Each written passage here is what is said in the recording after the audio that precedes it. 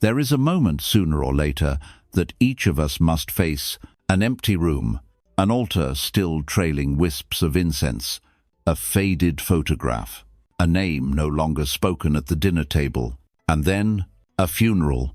People cry. They hold one another, whispering comfort. They've gone to a better place. One day, we'll meet again. Maybe. They're watching over us from somewhere out there. But when the guests leave, when the chanting fades, when it's just you, the photo frame, and the unfinished words, there comes a moment silent and unseen by anyone else, when you sit still, and deep inside, a question rises like a thin veil of smoke. Are they still somewhere in this vast universe? Do they still remember me the way I remember them? After death, will we meet again? Will we recognize each other in whatever comes next? This question isn't religious. It doesn't belong only to the believers or the skeptics.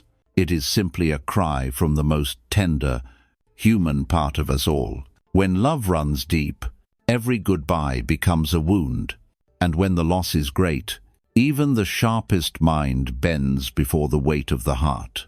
I don't know what you're going through right now. Maybe you've just said goodbye to someone you deeply loved. Maybe you're walking through the quiet grief of a separation never spoken aloud. Or maybe you're simply preparing for what none of us can avoid: death. Whoever you are, whatever your pain may be called, I want to say this to you. You are not alone in your questions. Many others, across thousands of years, have asked them too. A mother who lost her child in war, an old man who still keeps his wife's sandals by the porch, a child standing silently by a father's grave, unable to understand why forever could feel so empty. All of them, just like you, once longed for something beyond logic or belief, a quiet hope that the ones we love never truly leave, that death is not an ending but a doorway. And then we begin to doubt, if there really is a next life, why has no one ever returned to tell us? If there truly is a heaven, why do we still feel so alone inside our grief? So we fall into a grey space. A plache logic can't explain, but emotion won't stop calling from. We open books. We ask friends. We scroll through stories of near-death experiences. Listen to people who say they went and came back. But none of it feels certain. Science speaks of energy. Religion speaks of the soul. Most people just speak to fill silence, and we are left alone, facing the question that won't go away. Will we truly recognize each other after death, or will everything simply fade? I didn't make this video to sell you an answer, not to offer a comforting dream of an afterlife. I'm here to do what most people are afraid to do, to look calmly, honestly, into the one thing we all try to avoid: death, and all that we cannot carry with us. We, humans of the 21st century, know so much, yet we are most lost when facing a permanent goodbye.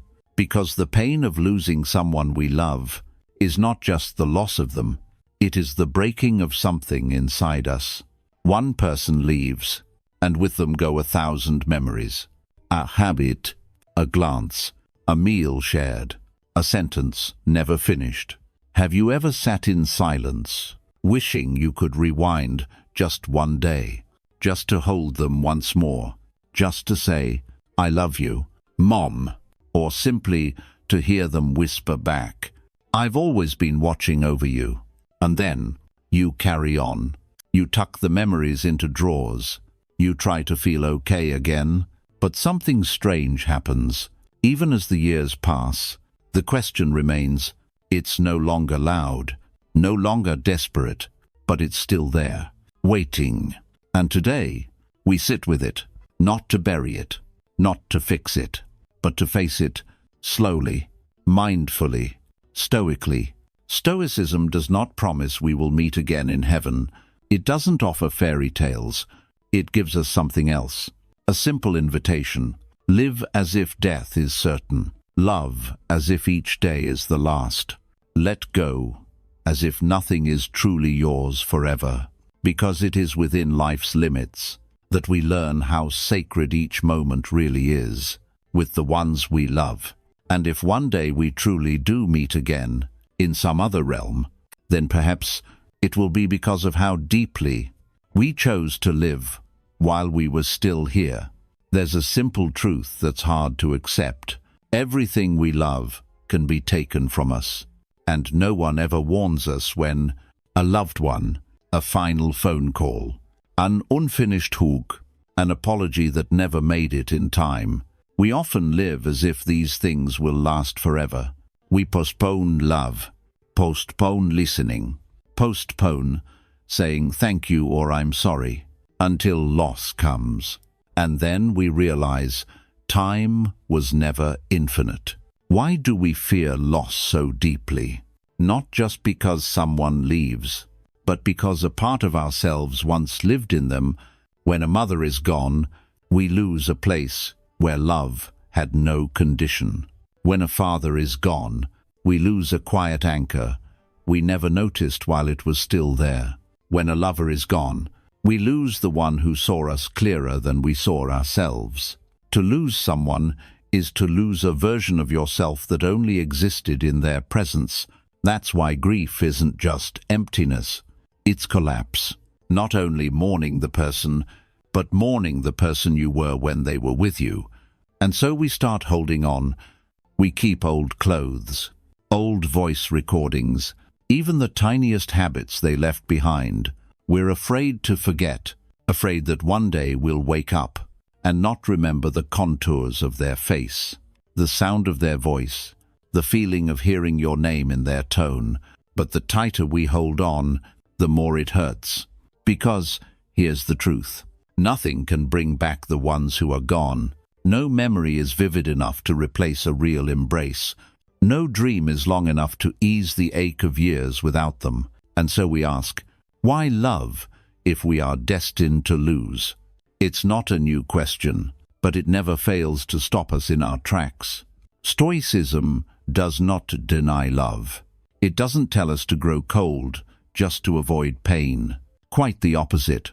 Stoicism reminds us, because everything can be lost, we must live each moment with those we love fully awake. Marcus Aurelius once wrote, "You love someone, then remember they are a soul on their own path. They are not yours." Seneca said, "When you embrace someone, remind yourself they might be gone tomorrow. So hold them mindfully." These aren't words of despair. They're not cruel. They are reminders that nothing is forever, and so each moment is sacred. We suffer not because we love, but because we confuse love with possession. We think people are ours. We think relationships are permanent. We think that if we care enough, try hard enough, love deeply enough, they won't leave. But life doesn't follow our emotions. The universe isn't bound by our desires, and the more we cling, the more we feel it slipping through our hands. Stoicism teaches a hard phrase, amor fati. Love your fate. Not because it's easy, not because it's what you wanted, but because it's true. Death is part of life.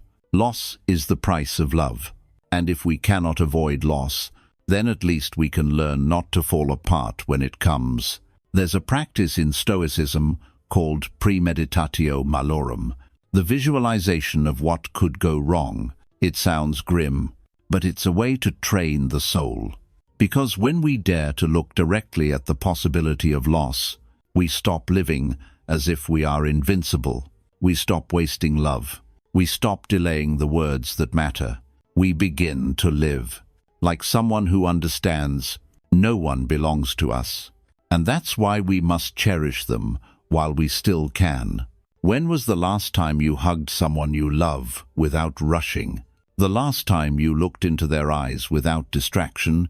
The last time you said thank you not out of politeness, but from the depths of gratitude? If you can't remember, you're not alone. You're just like me. Like most of us in this world, we all live as if we have time. until we don't. Stoicism does not promise you won't feel sadness. It doesn't promise the grief will be easy, but it does promise this: you won't be destroyed by loss, because the one who passed would not want you to lose yourself too. Their death should not be the death of your life. If you truly love them, then know this: love doesn't reside in presence. It lives in continuation. Every time you choose integrity, you honor them. Every time you choose compassion, you keep them alive within you. Every time you live mindfully, you reconnect an invisible thread between worlds. Would they still recognize you if one day you meet again? Yes, if you are still living true to what you both once held sacred, the values, the truths, the love. And if you are hurting so deeply that you feel like disappearing, please don't. Don't abandon yourself for someone who's already gone. You are still here, and you deserve a life that continues, not by forgetting, but by not being frozen by memory. So sit down, take a deep breath, whisper their name in silence, and then live on, as if they are watching, not to see your sadness, but to remind you, keep living for both of us. I once met a man on a rainy afternoon in Hori An. He sat alone under the eaves of a small cafe. No one noticed. No one seemed to see him. But I did, because of his eyes, still and vast, like the sea after a storm. We sat near each other, said nothing for a long while, just listened to the rain.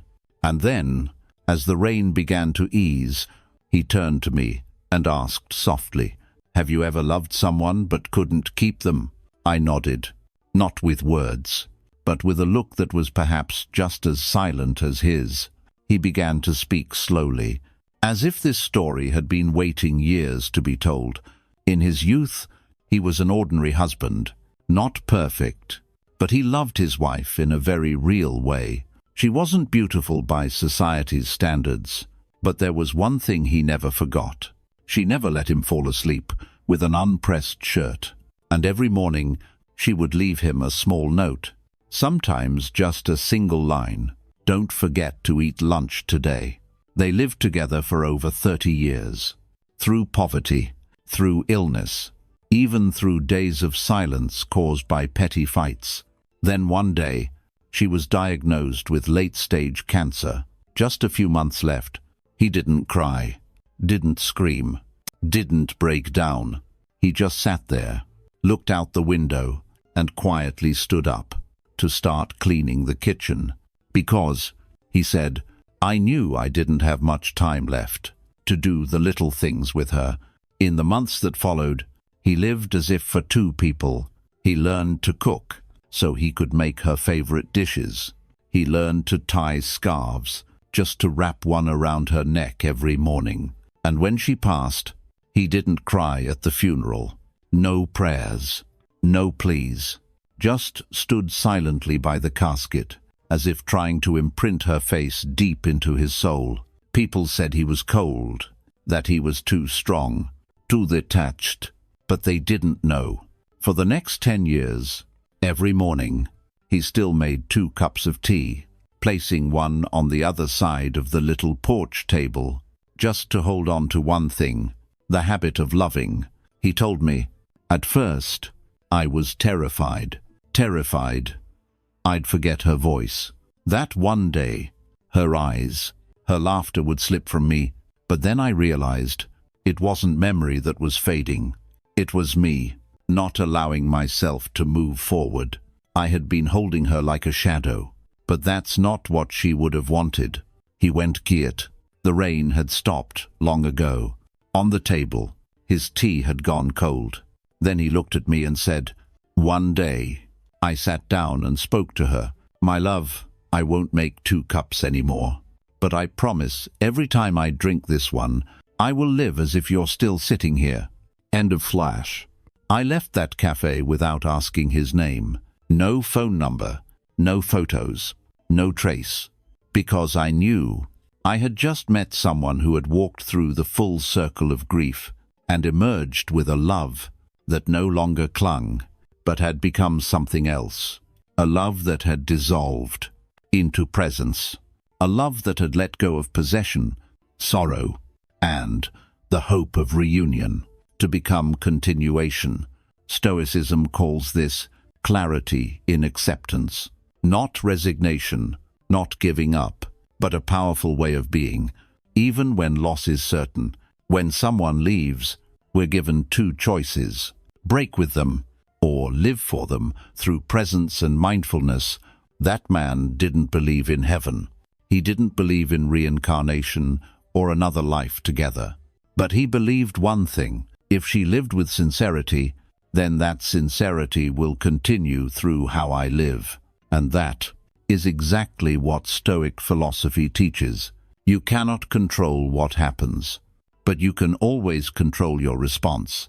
Someone once asked me, if we're not even sure we'll meet again, why grieve at all when someone's gone? I just smiled and answered, it's precisely because we're not sure that every moment together becomes sacred. It's because we can't hold on that every embrace, every glance, every word of love becomes eternal. That man didn't need a heaven because he had lived it. In the days he truly loved his wife, he didn't need to meet her again because he understood love isn't about seeing someone again. Love is about living in a way that honors what you shared, even when they're no longer here. Do you know what's stronger than presence? Silent continuation through how we choose to live. Everything we do, every choice we make, every way we treat this world, it becomes the continuation of those we've lost. If you've ever truly loved someone, then live in a way that love becomes foundation, not just memory. So, make a cup of tea, just one, but drink it as if someone is sitting across from you, smiling, quietly. Go for a walk alone, but walk as if there are footsteps beside yours, unseen, but never absent.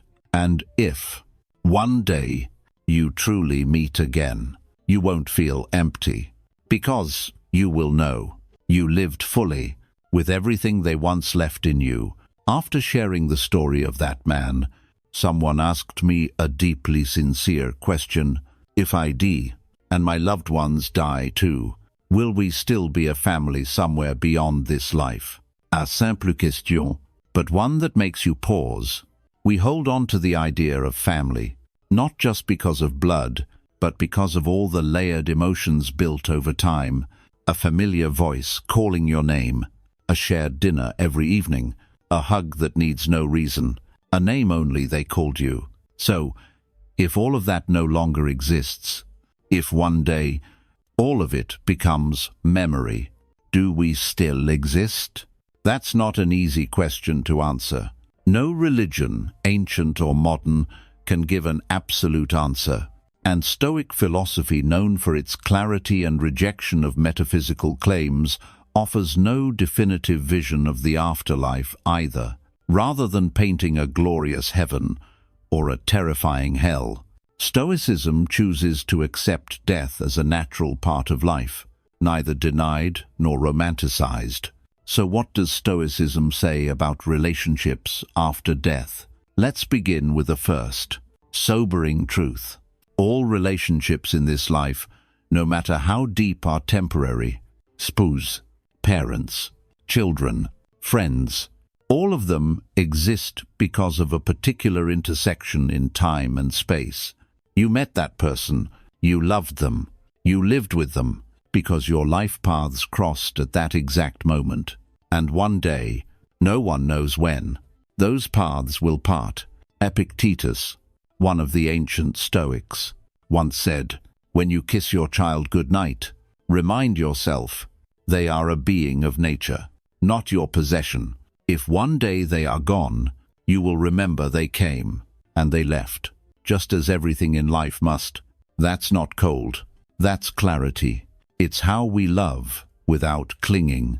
So, when that person dies, does the connection vanish?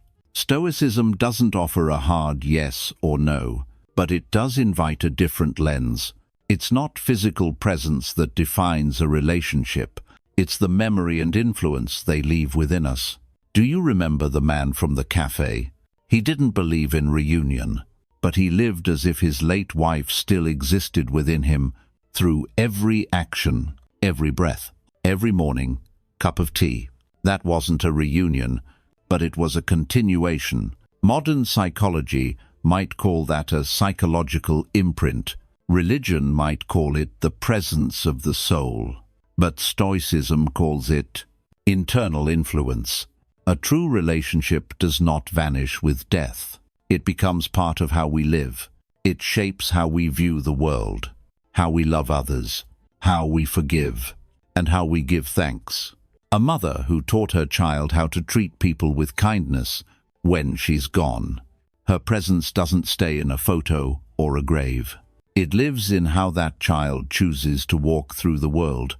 A father who was a silent pillar, when he's no longer around, that quiet strength continues through the resilience he once cultivated in his family, and that's how relationships continue to exist on another level. Now, back to the question, will we meet again and recognize each other after death? Even Marcus Aurelius touched on this. After losing his young son, if souls continue after death, we shall meet again. If not, then let me live in a way that makes my son's death not meaningless. Strange, perhaps, but that may be the most complete answer possible. You see, it's not reunion that proves love. It's not recognition that makes love real. Real love isn't bound to presence. It exists through how we continue living when they're no longer here. Have you ever felt like someone was still watching over you? Not a ghost, not a shadow, just a quiet sense that you weren't completely alone. A phrase that echoes in your mind, right when you're about to do something reckless. A memory that suddenly appears, just as you're about to lose your temper. A smile that comes uninvited. On the days you're most tired, that's not hallucination. That's the deepest echo of a bond, the part of love that remains after the body fades. Stoicism teaches us to accept loss, but it does not teach us to be numb. On the contrary, it helps us transform grief into the act of living. Instead of drowning in endless sorrow, we can live a life that, if the departed could see, they would smile. Instead of waiting for a heavenly reunion, we can build heaven in our choices, right here, every day.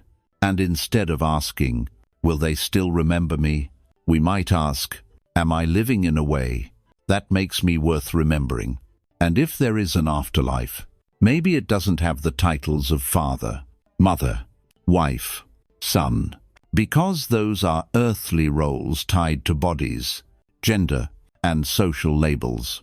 What remains, perhaps, is empathy, is unspoken love, a bond beyond names, but deeply real. A soul meeting another soul, not because of blood, but because they once shared a season of life filled with love. So Stoicism doesn't answer with yes or no. It responds with an invitation. Live as if you don't need reunion. To know the love was real. Love as if every time is the last time. Let go as if they never belonged to you, but were a gift that once walked through your life. And if there truly is a next world, if you truly meet again someday, then perhaps just one look will be enough to know we were never really apart.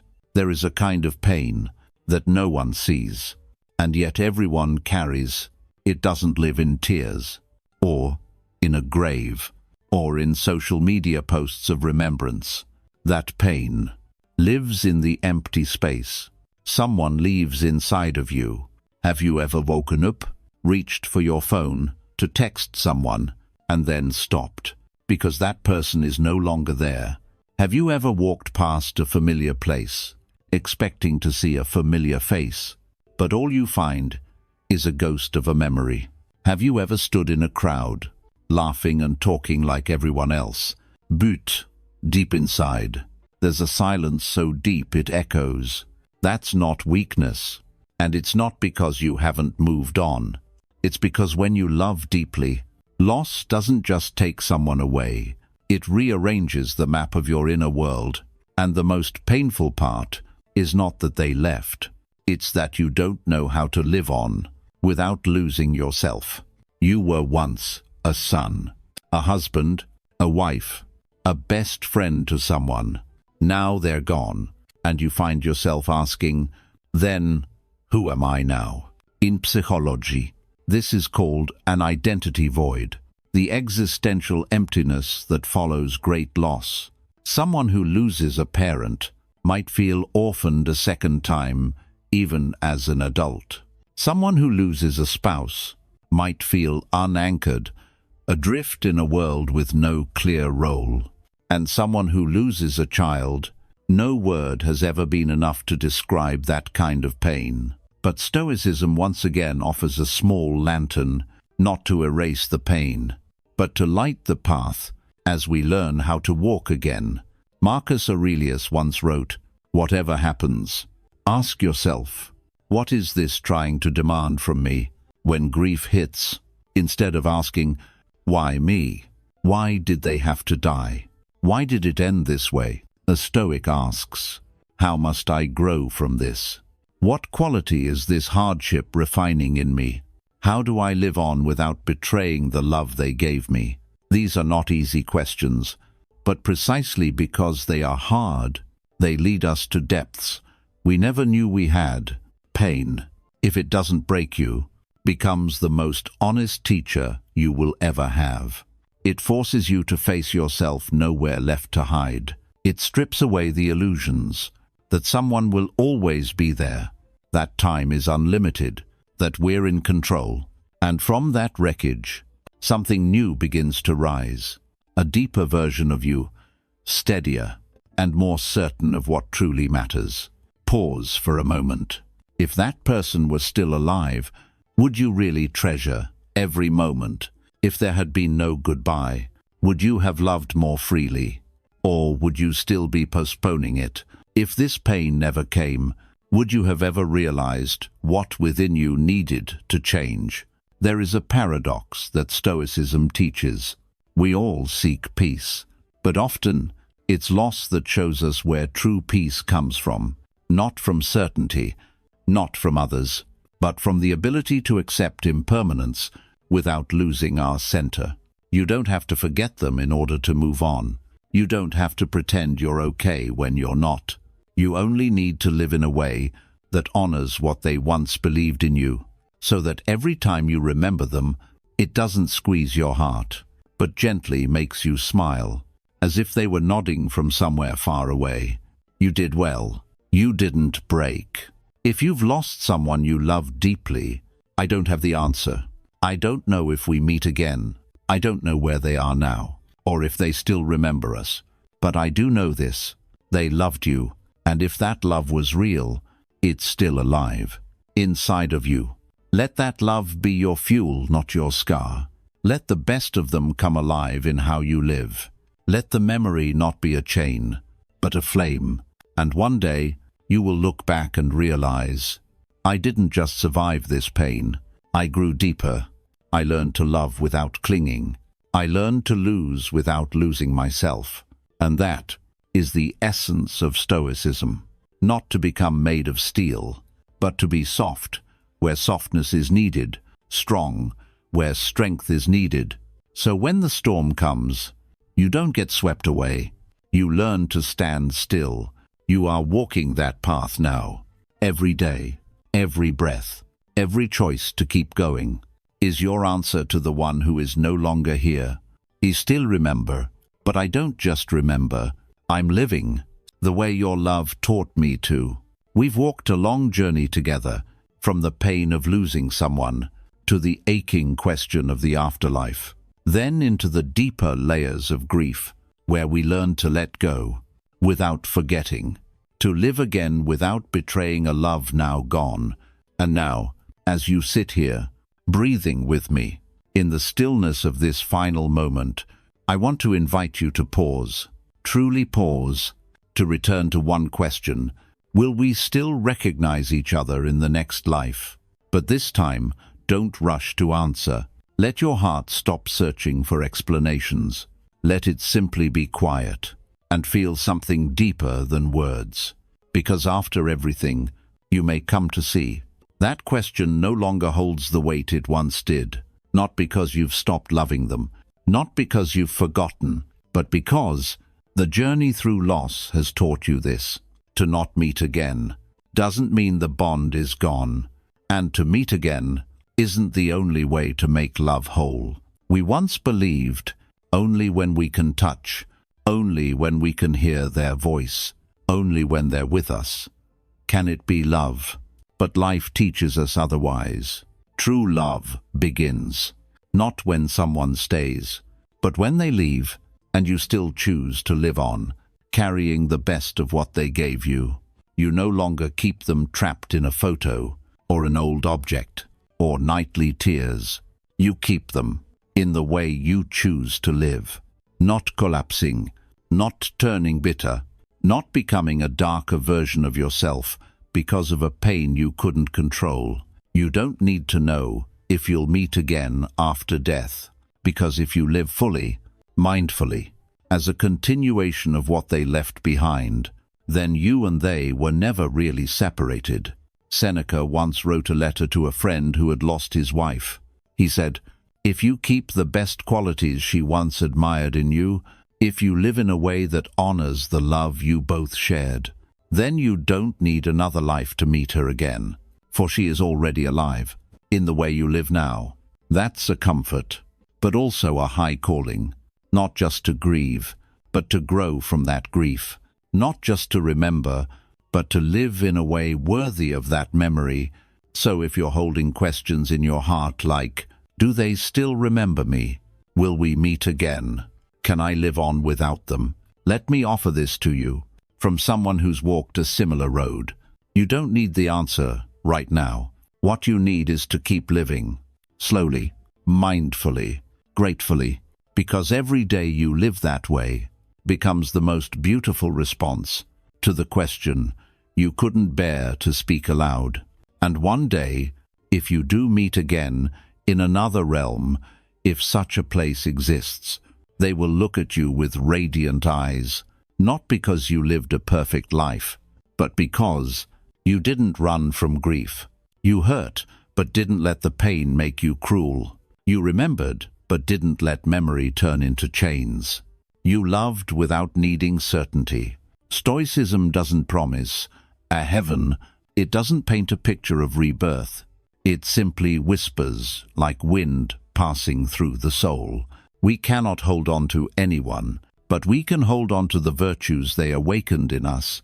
We cannot control separation, but we can choose to live in a way that makes separation meaningful. You may still cry, still dream of them, still hear their voice in the wind on nights when you feel fragile. But after the tears, you'll rise and walk on, step by step, breath by breath, choice by choice. Not because you've forgotten, but because you know they never really left. They're simply watching over you in a different form. They are the whisper in your conscience, the clarity in your better decisions, the invisible embrace when you overcome something you once thought you needed them for. And if you still feel the need to ask, are we still a family after death? Then the answer is this. If you're still living with kindness, if you still feel gratitude, if you still know how to love, then yes, you are still part of what the two of you once built together. Family is not in blood, not in presence. Family is where you're seen, where love doesn't need promises, where you're safe just to be yourself. And if that space ever existed, then it still lives inside of you. You are living in it now, and you are capable of continuing, not because you are strong, but because true love always leaves a piece of strength in the one who was loved. And if there is another life, if you meet again, Perhaps no words will be needed, just one look and a quiet nod. There's a very specific moment. It doesn't come right after someone you love has passed. Not during the funeral, not when emotions are still raw and loud. It comes much later, when the tears have dried, when the house has grown used to the silence, when memories begin to fade into mist, and in that stillness, you sit alone and realize you didn't just lose someone you loved, you lost a version of yourself, a part that only existed when they were still alive. And that's where a new question begins. Quiet, yet profoundly haunting. Who am I, now that the one I loved most is gone? Maybe you've never asked it aloud, but the confusion, the emptiness, the quiet drifting after loss, they are your soul's way of whispering that question. Because when part of your world crumbles, you're not just learning how to go on, you're learning how to rise again, from the ashes of the self you used to be. Marcus Aurelius called this returning to the inner citadel, when everything external, titles, roles, habits, expectations, can be taken from you. What remains? Only the part no one can touch. The still, awake consciousness within you. The Stoics don't seek someone else. They seek themselves. And strangely, it's often through great loss that we're forced to turn inward and ask, do I even know who I am? When there's no one left to define me, in the darkness of grief, you may have felt abandoned. The world moves on. People go to work, laugh, post on social media. But you're still standing still, holding a silence no one else sees, and maybe that's where something true and human begins to emerge.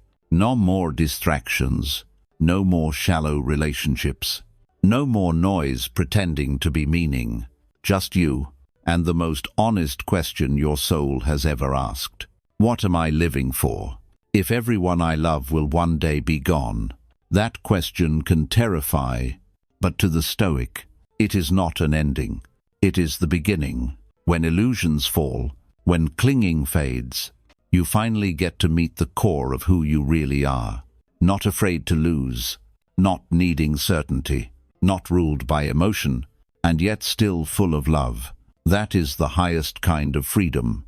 Freedom in loss. Freedom in impermanence. You don't have to forget. You don't have to be okay. You simply ask, since they're gone, what truth has awakened in me? What new quality has this pain carved into my soul? If today were my last day, what would I live differently? Sometimes the death of another is the wake-up call for the parts of us that haven't yet lived. And in some mysterious way, when someone departs, they hand you the quiet responsibility to live fully, not to live for them, not to prove anything, but to live in a way that their love was not in vain. You might have once been a daughter, a wife, a friend, a husband, but now you're learning to become something more. A soul awakening, being returning home, a person no longer living to please, but to honor the sacredness of life itself. Stoicism doesn't teach us to become stone. It teaches us to become an island calm, steady, unshaken in the storm. You will still feel pain, still remember, still have nights that feel too vast, too quiet, too much. But through it all, you know you will not drown, because your anchor is no longer outside. It has begun to grow from within, and after all the waves of grief, you will arrive at a still shore, where you no longer ask, will they recognize me? No longer fear, will we meet again? But instead, you quietly accept, if we meet again, wonderful. If not, I've lived deeply enough that our connection can never die. And at that moment, it's not them you meet again. It's you, the version of you that crossed the desert, not untouched, but matured, not invincibly, but willing to feel, not clinging, but overflowing with love. That is the deepest reunion a human can have, not in heaven, not in some other realm, but right here, within you. And if you're quiet enough, you may hear a whisper from that sacred place. Welcome home. You've just spent almost 60 minutes here, not to find a definite answer, not to be assured that, yes, we will meet again in the afterlife, but to listen to yourself. Maybe you're sitting in a quiet room. Maybe you're thinking of someone you can no longer call, can no longer hug, can no longer say, I love you, or I miss you. Maybe you're still living each day with a heart that bears a cut, a wound no one else can see. If so, I just want to say one thing. You're braver than you think. You didn't collapse. Even when you wanted to give up, you kept going. Even when no one expected you to do, you stood back up. Even though the person who used to hold your hand is no longer here, and that is something not everyone can do. The truth is, no one really gets over losing someone they love. We just learn to live with it, to turn the tidal wave into a quieter rhythm inside, a soft pulse reminding us how deeply we once loved. And that love is still alive, not in some distant realm, but in the way you live each day, present, whole, grateful. Maybe you don't even realize it, but you've come a long way. Since the day they left, you have changed, quietly, bit by bit, without needing to show it, without needing anyone to notice. But I believe this: if they could see you now, they wouldn't be sad that you're not crying anymore. They wouldn't be upset that you chose to go on. They would simply smile and say, finally, you've returned. And you know what? Some reunions don't need to happen in heaven. They happen every time you choose to live with kindness, every time you choose to forgive, every time you pause to take a deep breath and appreciate the moment. That's when the soul of the one you lost touches yours again, not through words, but through stillness. Many think Stoicism is dry, emotionless, cold, but it's not. Stoicism is simply this: never letting pain make you forget who you truly are. It doesn't reject tears, but it doesn't let them imprison you. It doesn't deny memory, but it doesn't let memory become a chain. It doesn't avoid death, but it refuses to let death make us afraid of living. If you're still here, still listening, still breathing with me in this final moment, then maybe inside you there's a seed, a quiet, sacred seed of awakening, of a desire to live truthfully, of a soul that no longer wishes to drift like a lost leaf. You don't need a heaven to meet them again. You just need a life deep enough to feel they never left. And one day, when it's your turn to walk through that final door, walk as someone who has lived fully, with no regret, no panics, no desperate hope for reunion, just knowing that you live deep enough with love, that whether or not you meet again, that love will never die. I have no ending for this video, because your grief doesn't need a conclusion, it only needs a companion, so you don't feel alone. And if I may, I ask you to do one small thing after this video: text or call someone you still love, just to say, "I appreciate you," because it might be the last time you ever get to say it. No one knows what tomorrow holds, but Stoics don't wait to love. They love while they still can. Thank you for staying until the end. Thank you for opening your heart to a kind of pain most people can't even put into words. Thank you for choosing to keep living, even when no one else saw the weight you were carrying. You're doing better than you think, and you are not alone. If someday you need someone to remind you that you were once deeply loved, that you are still worthy of being loved, that you can love again without fear of losing, come back to this video, or just replay this part, and hear me say like a quiet prayer: you are not lost. You are simply continuing in the way only the strong-hearted can. You are not left behind. You are learning how to walk without being held, and if fate allows, we will meet again in another video, in a deeper version of ourselves, in a nameless stillness that is more real than anything else. Lab Stoic, where stillness becomes strength. If this video touched something inside you, share it with someone else who may be silently surviving a loss. And remember, no one else can make you unshakable. Only you can learn to stand still in the storm.